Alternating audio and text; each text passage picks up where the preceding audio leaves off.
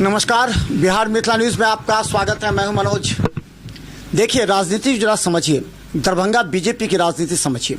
उंगलियां उठती हैं जीवछ सहनी पर तब जब भारतीय जनता पार्टी की दरभंगा जिला इकाई जब सही तरीके से वर्क नहीं कर पाता। क्या सब कुछ संजय सरावगी नगर विधायक पर निर्भर करता है?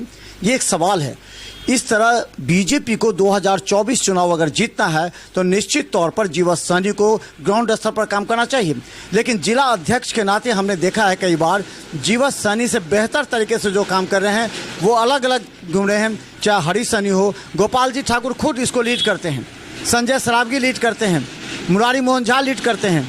तो इस परिस्थिति में अगर भारतीय जनता पार्टी को ग्राउंड स्तर पर मजबूत करना है, हालांकि अमित शाह ने कई टिप्स दिए हैं, इस टिप्स को लेकर के गोपाल जी ठाकुर 2 दिन पहले ही मिले थे गृह मंत्री अमित शाह से और बताया गया कि दरभंगा में क्या करना, क्या टास्क मिला है। लेकिन एक संशय अभी भी बरकरार है, क्या गोपाल जी ठाकुर को इस बार टिकट मिलेगा? इसलिए चर्चा हो रही है कि वास्तव में गोपाल जी ठाकुर को टिकट मिलेगी या इस बार टिकट किसी और को मिलेगी। इस पर हम बाद में विश्लेषण करेंगे।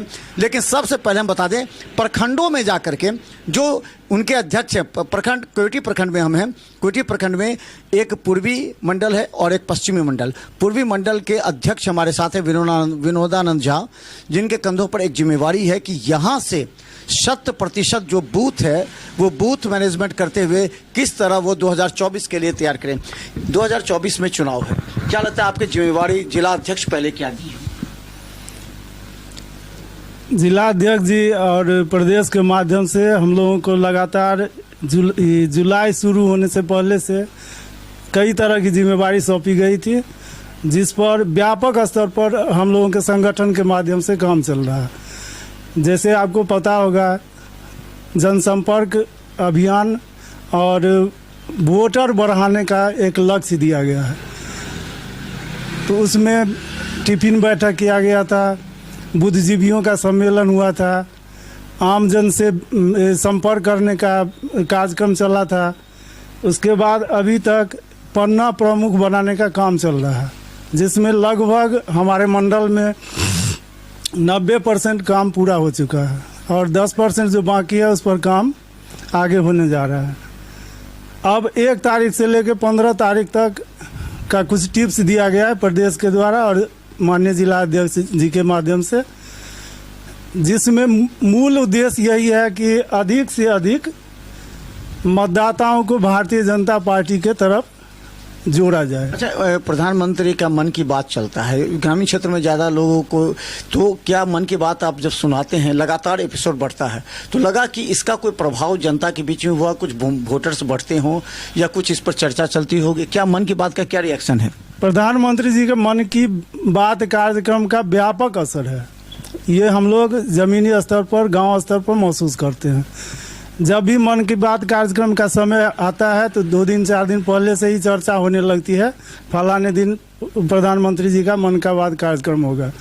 और जिस दिन कार्यक्रम होता है ठीक 11 बजे हम महसूस करते हैं, हम लोग देखते हैं, जिस तरह से हम लोग तो करते ही हैं संगठन के माध्यम से सामूहिक रूप से सुनने का काम, लेकिन जनमानस में भी मतलब ये लालसा रहती है कि हम भी सुने, और सुनता है आदमी, और वो जो नई बात उसमें रखते हैं उससे जनता प्रभावित होता है और झुकाव बीजेपी की तरफ बढ़ता है। अच्छा, कोयटी मुस्लिम वोटर्स का माना जाता है, यहाँ पहले से भी राजद के ही विधायक रहे, इस बार पहली बार मुरारी मोहन झा जी। ये कौन सा एजेंडा हुआ या कौन सा ऐसा टेक्निक हुआ कि मुरारी मोहन झा को बढ़त मिल गई? तो क्या लगता है कि यहाँ पर किस तरह का एजेंडा किस तरह सेट करेंगे? वोटर्स प्रतिशत कैसे बढ़ेगी बीजेपी को? आपको मालूम होगा 2005 से यहाँ बीजेपी का विधायक रहा है। सबसे पहले हमारे अशोक यादव विधायक हुए, वो लगातार 3 बार विधायक हुए और चौथी बार हार गए थे। तो बीच में 5 साल का मात्र ही गैप था जिसमें भारतीय जनता पार्टी का विधायक नहीं था, आरजेडी का विधायक था। फिर इस बार सेम पैटर्न पर चुनाव हुआ और यहाँ मुस्लिमों को छोड़कर लगभग सभी तबका बीजेपी के साथ जुड़ा हुआ है। MY समीकरण अधिकांश तक केवटी में काम नहीं करता है। फेल है यहाँ MY समीकरण। हाँ, अधिकांश Y बीजेपी के साथ है। Y का अधिकांश भाग वाई का अधिकांश भाग बीजेपी के साथ हमेशा रहता है, अशोक यादव जी के समय से ही। अच्छा, ये कहा जाता है कि बीजेपी हिंदू मुस्लिम एजेंडा पर काम करती है, हिंदू मुस्लिम कराते हुए वोट को पोलराइज करती है, क्या ये बात है? देखिए, सच्चाई ये है, बीजेपी हिंदू मुस्लिम नहीं करती है। मुस्लिमों का तुष्टीकरण उनको अपने पक्ष में रखने के लिए, उनका नेता है, उनका नेता उनका हाँ, उनका जो नेता है, आरजेडी का नेता है या कांग्रेस का नेता जो जहाँ पर है, उनको डराता है कि बीजेपी तुम्हारे लिए खतरनाक है, इसलिए तुम हमसे जुड़ो, और उनको नफरत पैदा कराता है बीजेपी के प्रति, जबकि बीजेपी का कहीं ऐसा उद्देश्य नहीं रहता है। अच्छा, आप जब बूथ स्तर का मैनेजमेंट देखते हैं अगर, तो क्या लगता है कि उसमें बहुत असंतुष्ट होते हैं कार्यकर्ता? ये स्वाभाविक बात है, जो कार्यकर्ता दिन रात मेहनत करेगा उसको कुछ फायदा नहीं पहुंचेगा, चाहे विधायक से या सांसद से, तो थोड़ा सा नाराज होगा, थोड़ा 10-20% नाराज हो जाते हैं। तो आप लोगों को क्या टिप्स दिया जाए, ऐसे लोगों को कैसे फिर सकारात्मक कार्य में लगाया जाए? कार्यकर्ता दो तरह का होता है, एक बिल्कुल निस्वार्थ भाव से, जिसमें अधिकांश कार्यकर्ता हैं बिल्कुल निस्वार्थ भाव से समाज सेवा के उद्देश्य से, राष्ट्र सेवा के उद्देश्य से भारतीय जनता पार्टी का काम करते हैं, और इसी में कुछ होते हैं, ये जरूरी भी है, ये कोई उनका दोष नहीं है, कुछ जरूरी भी है कि उनको कुछ आर्थिक लाभ, परिवार को देखना है, फिर हाँ, इसी उद्देश्य से कि उनको कुछ आर्थिक लाभ हो, ये तो जिज्ञासा रहती है। और समय समय पर संगठन के द्वारा तो नहीं, लेकिन विधायक या एमपी के द्वारा कुछ न कुछ तो भरपाई की ही जाती है, कर दी जाती है जी। अच्छा, तो अब 2024 का टास्क है, एक बहुत बड़ा चैलेंज है, तो लगता है कि इस चैलेंज को पूरा करने के लिए जमीनी स्तर पर भारतीय जनता पार्टी को हिंदू मुस्लिम कर करके वोट को बढ़ाना पड़ेगा अपने तरफ। अगर वाई अगर छिटक गया तो फिर मुश्किल होगी, क्योंकि महागठबंधन एक हो चुका है। हिंदू मुस्लिम करने की बीजेपी को जरूरत नहीं है।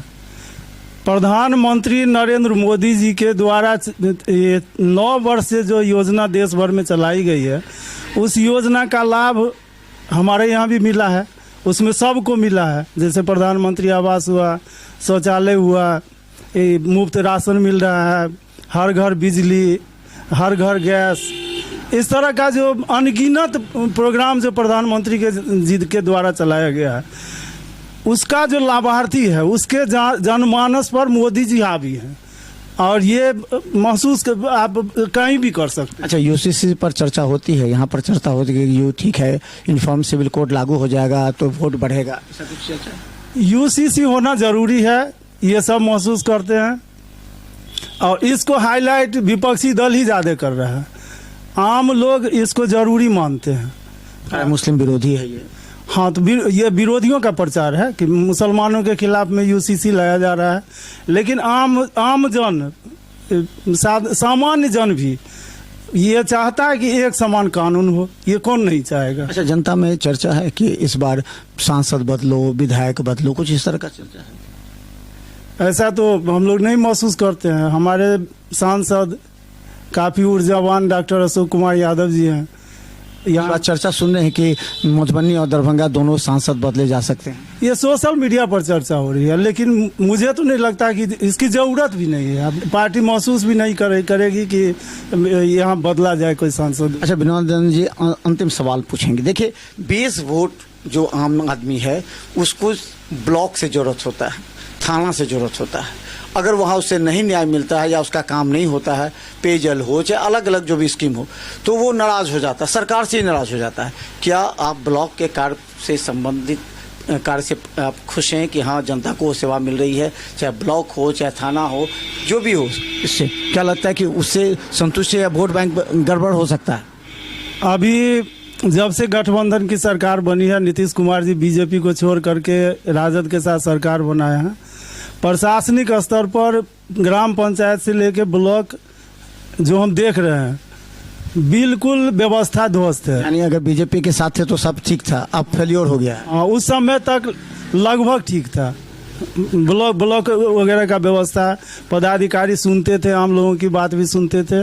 अभी कोई किसी की बात, जनता नाराज होगी तो सरकार पर ही ना होगी। जनता करीब करीब ये बात समझती है कि ये मतलब कौन किसका काम है, वैसे फेंकने का। विरोधी दल, अगर बिजली बंद होती है, आजकल मुश्किल से 5 घंटा 6 घंटा 24 घंटा के अंदर बिजली मिल रही है, आम जनता भी ये बात समझने लगी है कि ये मोदी जी का काम नहीं है, ये राज्य सरकार का काम है।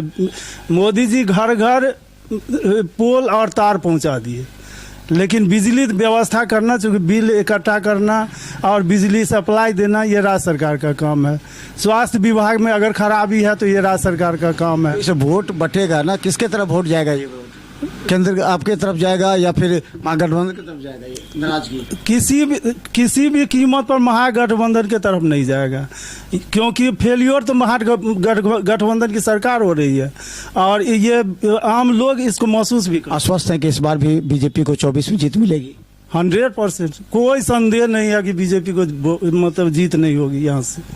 तो चलिए हम बता दें, भारतीय जनता पार्टी, क्योंकि देखिए पॉलिटिकल एनालिसिस जब होता है तो उस समय बहुत सी बातों को ध्यान में रखना पड़ता है। एक टारगेट दिया जाता है प्रखंड स्तर के, पंचायत स्तर के नेताओं को किस तरह बूथ मैनेजमेंट करे, वहाँ पन्ना की जो गठन करना है, उसके अलावा जो पूरी तरह जो पोलराइज हो रहा है वोट को, उसको चाहे हिंदू मुस्लिम एजेंडा बनाया जाए या फिर नरेंद्र मोदी के चेहरे पर चुनाव लड़ा जाए, एक बहुत बड़ा चुनौती है। क्योंकि नीतीश कुमार भी प्रधानमंत्री के उम्मीदवार के रूप में पूरे 23 विपक्षी दल को एक करके लगे, इसलिए इस बार चुनौती ज़्यादा है। खुद अमित शाह बिहार पर पूरी तरह निगरानी रखें, क्योंकि यहाँ पर जो सीट है वो सीट पूरी तरह भारतीय जनता पार्टी के पास आ सके। इसलिए प्रखंड से लेकर के पंचायत तक के नेताओं की जो जिम्मेवारी दी गई है, वो विनोदानंद झा जो पूर्वी मंडल के यहाँ के क्वेटी के अध्यक्ष हैं, उनसे आपने सुना। इसी से अंदाज़ा लगाइए कि 2024 में भारतीय जनता पार्टी का मिशन क्या है। देखते रहिए बिहार मिथिला न्यूज़। यूट्यूब में भी सब्सक्राइब कीजिए और फेसबुक पर भी फॉलो कीजिए। धन्यवाद।